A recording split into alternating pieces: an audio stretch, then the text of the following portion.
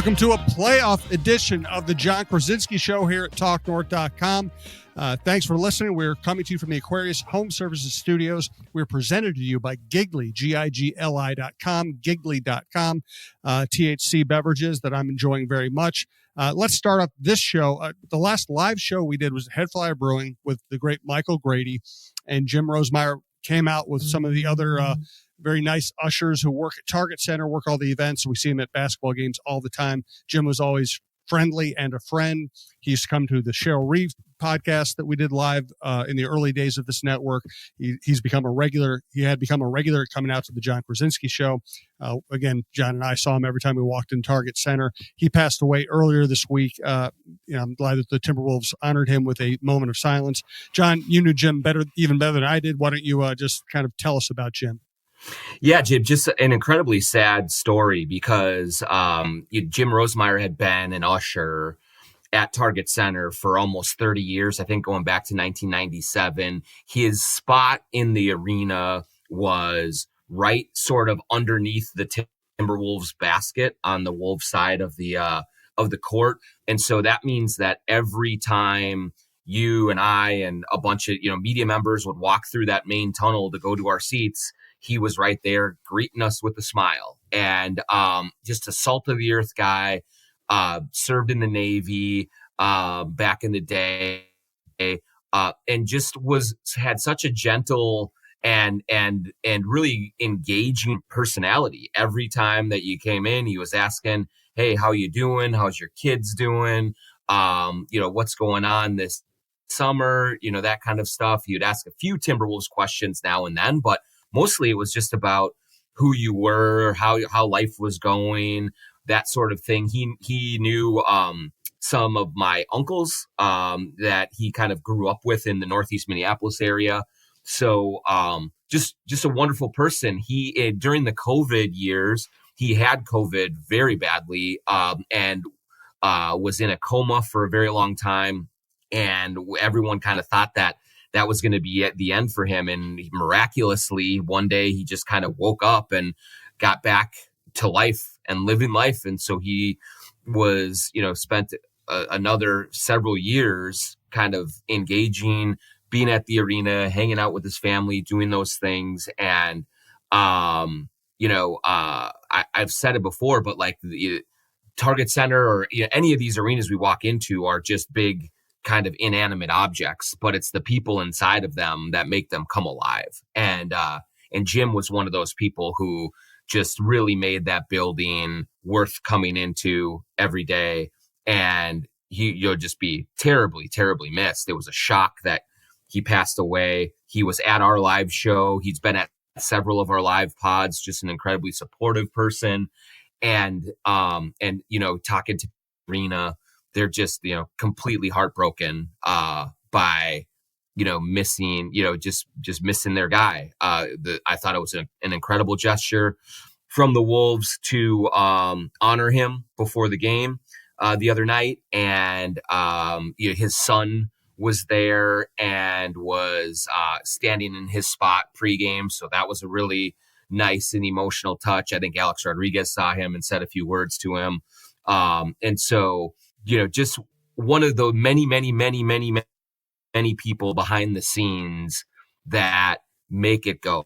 And we all watch the players and coaches and stuff on TV, but it's those people like Jim who make the experience of going to a game just so much better. And it's literally Target Center will not be the same without him there. It's just it's a heartbreaking situation. Yes. Thank you for that. There's no real way to transition from life and in this case death to the silly games of sports, but it's a basketball podcast. We are going to transition to basketball now. Thanks for the kind words about Jim. Start off here. Is this a good matchup for the Wolves or is this a terrible matchup for the Wolves? Yeah, I don't know if it's terrible. It's not a good matchup. When you look at all of the possibilities that they had going into the final day, certainly I think the preference was to be in that 4-5 against the Denver Nuggets, a team that they really have seemed to figured out And I do think that they also would have preferred a matchup and where they were the 4 and the Clippers were the 5, even as well as the Clippers have been playing lately. I think they would have preferred that over the Lakers as well. I just think that when you are facing a team that has 2 of the smartest players to ever play the game in Luka Doncic and LeBron James, and they have not seen. There's nothing that the Wolves will throw at those 2 that they have not seen before, that they will not be able to kind of dissect and go and go figure out. The Wolves in general, Jim, I don't think are, a super high IQ basketball team. So this is not going to be a series where they outthink their opponent. And the big problem, as we all know, we saw what Luka did to them in the Mavericks series last year, and he has a better wingman this time around. So from all of those aspects, you certainly have a lot of concerns about how the Timberwolves are going to handle this matchup and what is going to be kind of keys to victory. That said, I will say that I know there's a lot of doom and gloom about it. There's a lot of nervousness about it in the Wolves fan base, but I kind of liken this scenario to what the feeling was around this franchise last year, exactly at this time, when they had to face the Phoenix Suns in the first round of the playoffs, and the Suns had really had their way with the Wolves for that entire season. And it was like, oh no, this is the worst possible matchup that the Wolves could have. And this is all. And then by the end of it, up there for Phoenix, and it wasn't really indicative of who they are. And so I think things can turn. I do think that this is a winnable series for the Timberwolves, but if they do go to win it, it is going to be one of those where they're going to have to play exceedingly well. There's going to have to be a lot of things that go right for them, and they're going to have to climb a mountain in beating Luka and LeBron 4 times in a series. It's a tall order in front of them here. No doubt. Also fascinating. I love the matchup for entertainment purposes. It's going to be a blast. Okay, more matchup stuff to get to. We want to let you know we are presented to you by Giggly THC Beverages, GIGLI.com. I've been saying that my favorite is the blueberry lemonade. Now I think the blood orange margarita, which doesn't really taste that much like blood orange. It tastes like good margaritas. Kind of become my favorites. They also have the raspberry ginger mule, the pineapple mojito, which I really like. My wife likes the Arnie Palmer.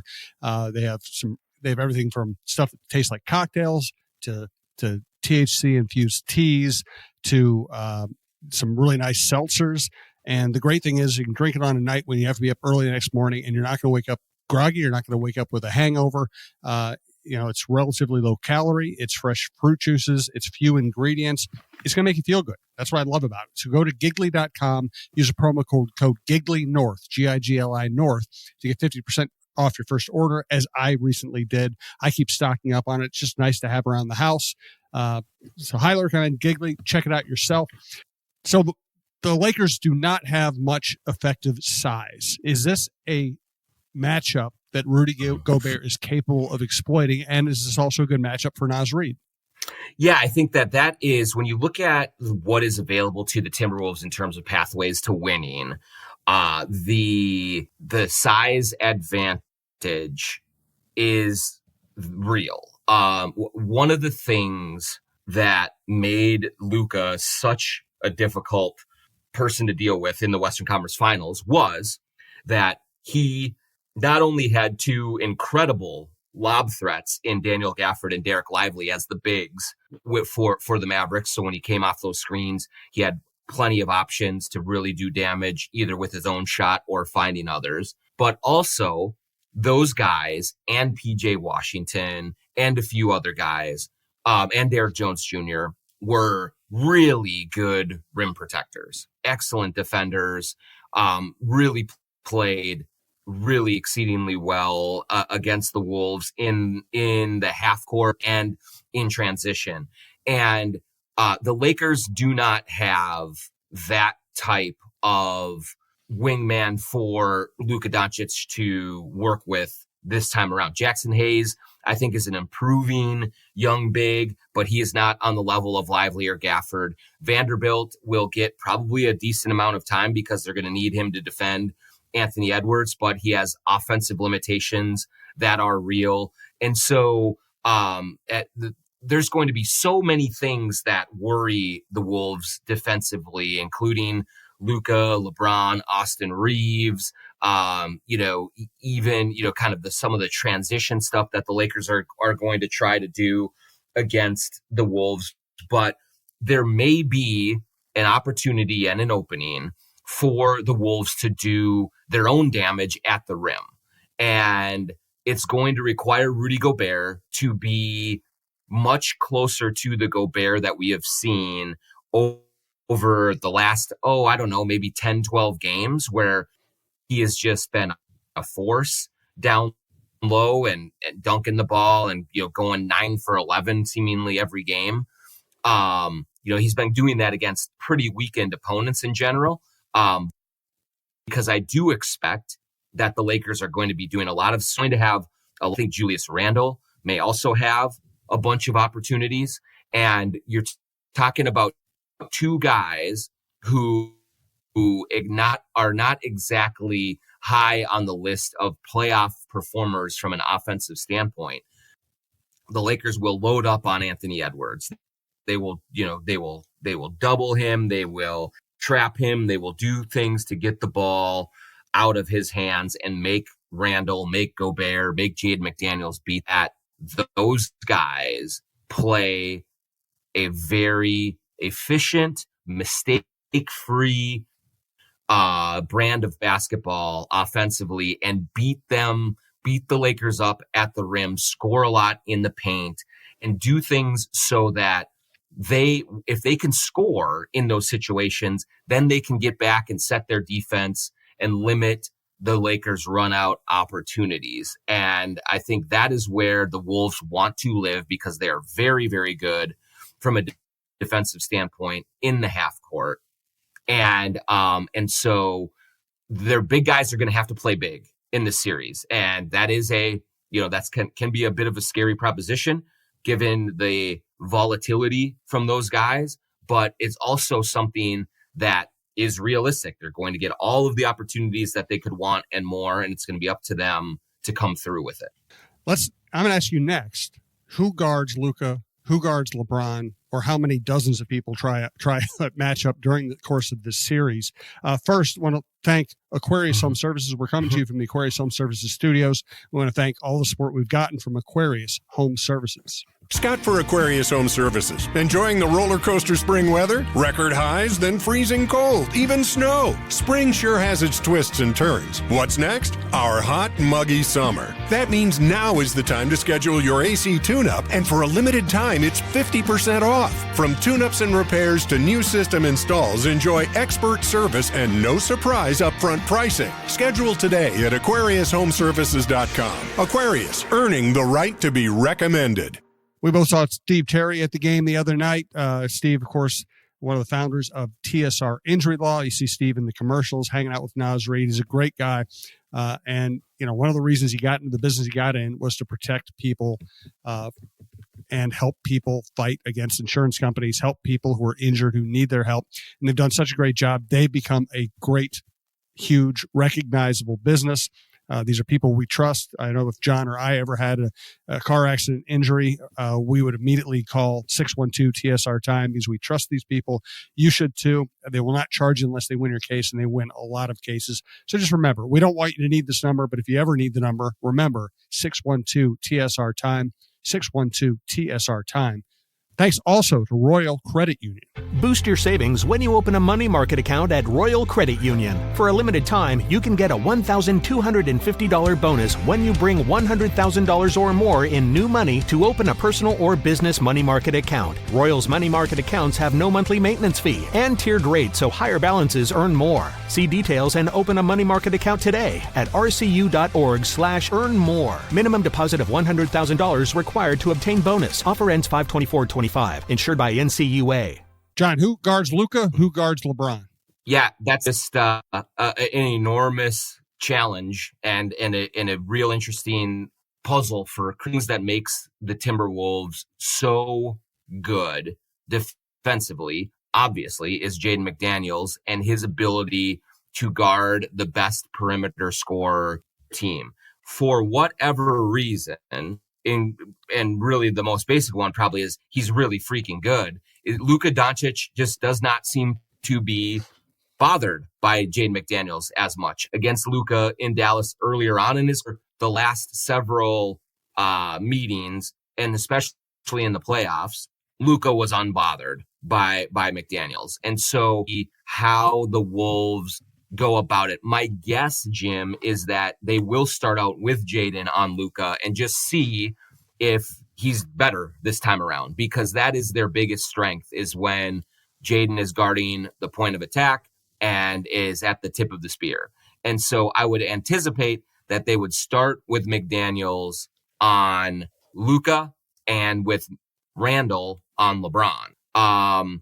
Then you can use Ant on Reeves, like Conley in this in this matchup, because I don't see a lot of defensive matchups that are good for him.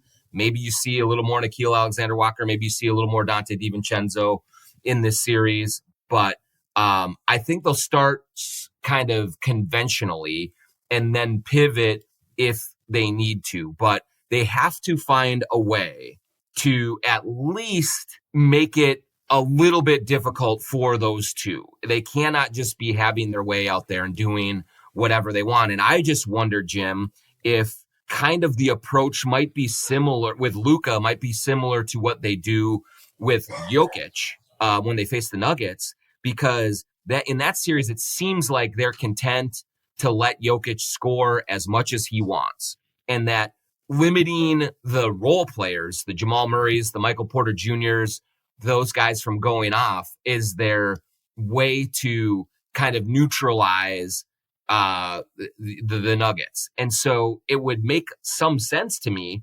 if they guard Luka a little more straight up, and maybe he goes for 40, maybe he goes for 45, but if they can limit it so doesn't have 12 assists, so he's not finding LeBron, Gabe Vincent, Reeves, Finney Smith for wide open shots, and that it could be a little bit easier for the Wolves to keep up offensively with that kind of approach. I don't know if that's going to be the case for Chris Finch, but I do think that is something to consider as they go into this matchup. And if Luka roasts you, he roasts you, but just don't let the other guys, the Austin Reeves of the world, just get rolling to where they're scoring high 20s and 30 points. That's, to me, when the Lakers get really difficult to deal with, is when they're flinging the ball all over the court, they're hitting wide open threes, they're getting out in transition. That's when they're really scary. So we'll see about that, but I do know that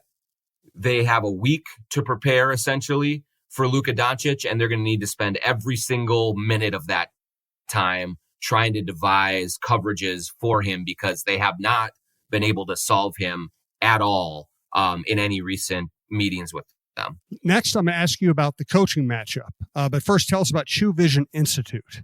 True Vision Institute in Bloomington. We are coming up on the 1-year anniversary this summer of my LASIK surgery with the good folks at True Vision. And, as we're getting closer to that year mark, I could not understate or overstate just how important that has been to my quality of life, to my ease of life. We are getting into the playoffs now. There's going to be a lot of travel, and not having to worry about glasses and contacts while I'm traveling on the road is a life-changing development for me. When I get into the showers on the road, and you see those little bottles of shampoo and conditioner, and when I would have my glasses off and not being able to read which was the shampoo and which was the conditioner, now I can see it perfectly. It's just little things like that add up all day long to make you just shake your head and say, why did I not do this 20 years ago? I'll tell you why. I'm glad I didn't do it, because I wouldn't have had the good folks at True Vision probably do it. This has been a great experience for me. Dr. Chu is incredible in the room, putting you at ease, getting you through the surgery and the procedure. All of his staff are the friendliest, most welcoming people that you could ever be around. So go to chewvision.com, set up your consultation, go in. They will help you find the right vision correction methods for you. And when you get through it like I did, you will be kicking yourself 2 days later saying, why didn't I not do this sooner? Chew Vision in Bloomington, chewvision.com. We had a great show at Head Flyer Brewing with Michael Grady, and we've appreciated their support. It's been a great place to do our live shows. Tell us more about Head Flyer Brewing. Yeah, I mean, now that the playoffs are here, you're looking for a place to go to gather with Wolves fans in a very open, comfortable tap room. Head Flyer Brewing in Northeast Minneapolis has that for you. They have plenty of TVs to watch the game. When the games are on late, as they often are in these playoffs, with the Wolves being in the West Coast, in the Western Conference, you can go to Head Flyer. They will stay open late for those games. They usually have drink specials. Most important thing is they have great beer there for you to enjoy. They also have great seltzers if that's what you're into. But you go there, they have any kind of flavor of beer that you could want, any kind of style of beer. Right now we're selling the Crunch Time collaboration with me. It's a citrus wheat ale, a Blue Moon style, very easily drinkable. We are, the weather is warming up. It's perfect to sit in the tap room and have a couple of those while you're watching a game. Very refreshing. So go into Head Flyer Brewing in Northeast Minneapolis. Tell them the Jon Krawczynski Show sent you. You will find many Wolves fans there with you to watch the game. You can bring your family, you can bring your dogs. You can just have a good time at Head Flyer Brewing in Northeast Minneapolis. I love how this show has resonated not only with fans, but with local businesses that love the Timberwolves. One of those is Shepherd Goods and Lamb Chops clothing line. SGLambchops.com is the place to go for Shepherd Goods and Lamb Chops clothing. I just got a sweater from Shepherd Goods that is the softest sweater that you could ever want. It's super stylish. It's something that I feel very comfortable just wearing around the house or out in the North Loop for a night on the town. You can go there, sglambchops.com, use the promo code JONK20, and you get 20% off anything that is there. They have hats, they have hoodies, they have sweaters, sweatshirts, they have pants, they have t-shirts, all super high quality, all stuff that you know is going to last a very, very long time, and very stylish that you feel good walking around in. We love local here at Talk North. We see Jordan and Craig courtside at Timberwolves and Lynx games. They are a part of. Go to sglambchops.com, put in the promo code JONK20 for 20% off anything that you can find there. It all looks good. It's all super comfortable. I can't recommend it enough. What do you think of this coaching matchup? JJ Redick, obviously an intelligent guy, and he's got the Lakers to the third seed. They adapted very well after the Doncic trade. You and I both think highly of Finch. Is there an advantage to be had here? You never know how Redick is going to operate in this very first playoff series. So if there is somewhat of an advantage for Finch, it might be that he is on his fourth playoff series and Redick is on his first. That said, I think that Redick is unbelievable from just a strategy standpoint, from an overall running a team standpoint. He just seems to be one of those guys that is taken to the job immediately. He did not have any kind of head coaching experience. He went from player to ESPN and then to head coaching, and he is on it, man. He has a great staff with him. They have done an incredible job with the Lakers, especially since Luka arrived in incorporating that Luka into the mix. Also in kind of, something that's a little bit under the radar for us locally. If you haven't watched the Lakers a lot, and I get the joke. I mean, how could you not watch the Lakers? They're always on national TV. But if you haven't really paid attention to them very much, one of the most impressive things about what JJ Redick has done is that even after losing Anthony Davis in the worst trade in the history of professional sports, they still have found a way to be very effective defensively. And they are not very big.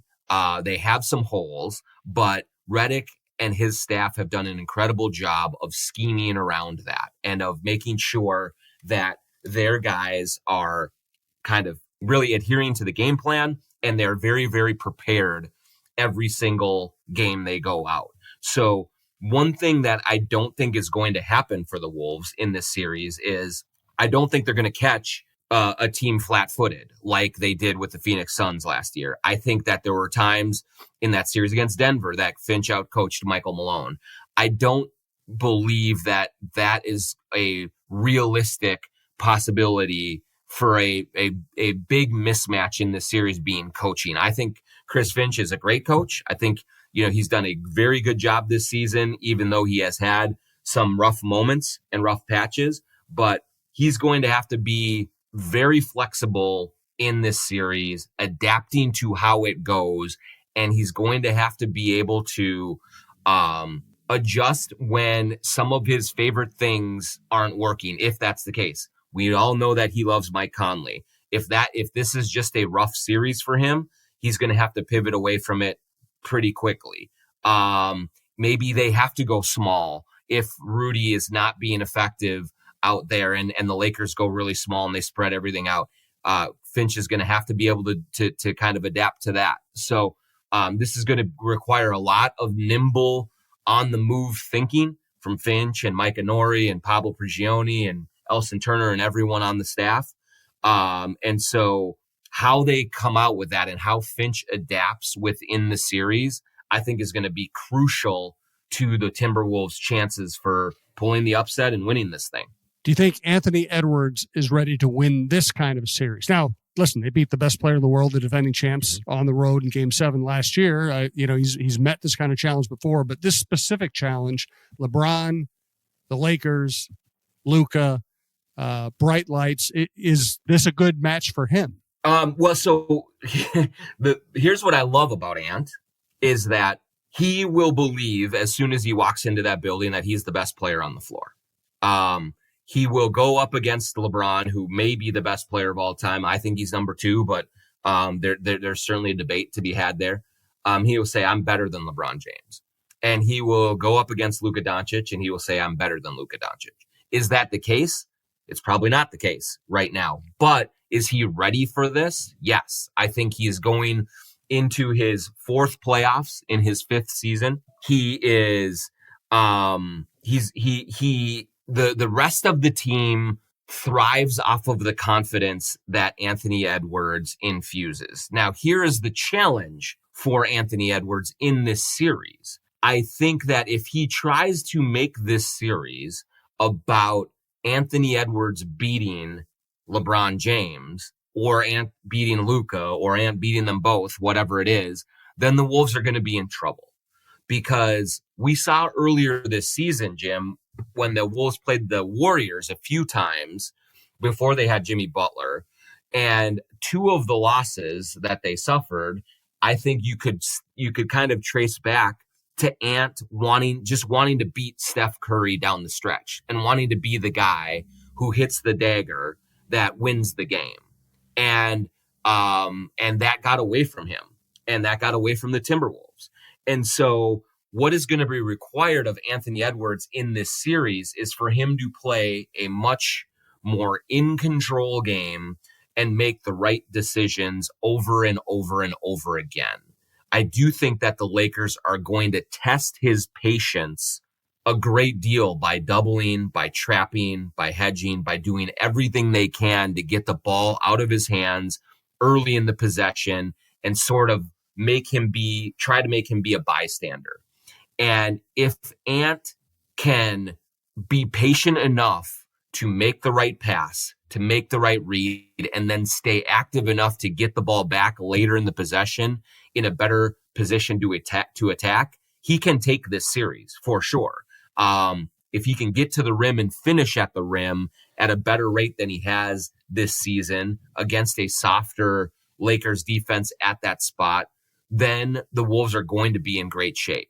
But I do think that for them to win this series, Ant's going to have to think the game on a higher level than he has. And he's going to be tested from a mental IQ standpoint more than I think he has, ever before. And so it's going to, I can't wait to see how he rises to that occasion, because I do think he is a playoff riser. He is just a better player when the lights are on, when the opponent is difficult, when there's a lot of people watching. And I really can't wait to see how he attacks this Lakers team and how he kind of navigates the series from beginning to end. It's going to be fascinating. All right, 2 things left to do. The first is our Shepherd Goods and Lamb Chops clothing Twitter question. Yeah, the first one, the Twitter question, and you go to sglambchops.com, promo code JONK20, 20% off at Lamb Chops Clothing, comes from Ashley, Ash K25. Do you think there will be any changes in the rotation heading into the playoffs? Does Dante DiVincenzo earn a start? My answer to that exact question, Ashley, is I don't think right away. I think Chris Finch has his guys that he trusts. And I think he's going to give them an opportunity to excel right off this in game one. He's going to give Mike Conley that chance. He's earned that opportunity with how he has played, including how he has played down the stretch this season, to get out there and be a big part of what they are doing. But what I think the key is, Ashley, is that if it is not working, if the Lakers are too big, if they are too quick offensively and just putting, Mike Conley in difficult positions from a defensive standpoint, I do think that Chris Finch is going to have to pivot off of it quickly. And he's going to have to be really open-eyed, clear-eyed about what he is seeing out there and not really sacrifice games because he really trusts either Mike Conley, maybe it's Rudy Gobert, maybe it's Julius Randle. Randle is the other person who is comes into this series with a lot to prove. He's a 34% career playoff shooter. How is he going to react? If he struggles, if it's not there, this might be more of a Naz Reid series. Maybe it is more of a DiVincenzo series. Maybe it's more of a Nickeil Alexander-Walker series. So we will have to see how he adapts to it. But right away, I would expect game one for them to be in the exact same starting lineup and generally the same rotation as you have seen from them all season long, and give that group an opportunity. And if it does not work, it's time to move, and they got to move quickly, or else they just can't afford to dig themselves too deep of a hole here. All right, your pick, John. My pick, I am going to pick Wolves in 7.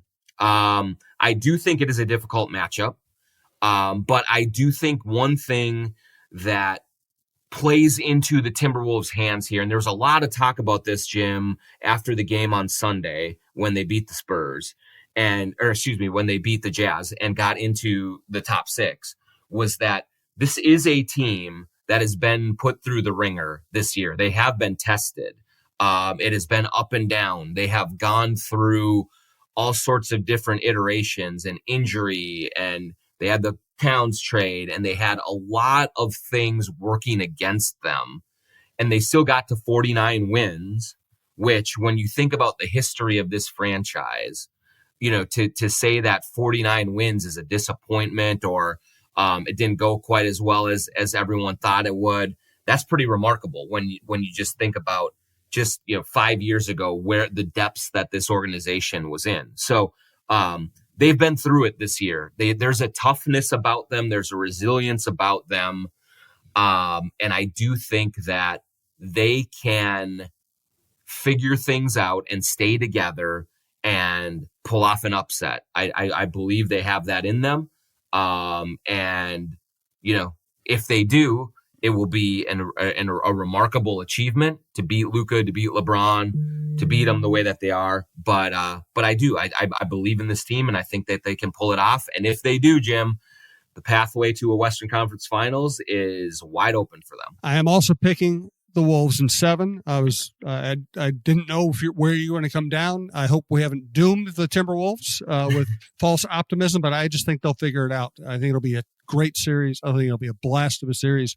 And I just think this team has so many options that by the end, the big games at the end, they will figure it out and they'll find a way to win. I also think home court doesn't really mean much when it comes to the Timberwolves or the Lakers. So it's going to be a blast. Thank you all so much for listening. We do appreciate it. We're looking forward to bringing you this show during the playoffs. And for the sake of this show and this fan base, I hope it's a long run of playoff podcasts.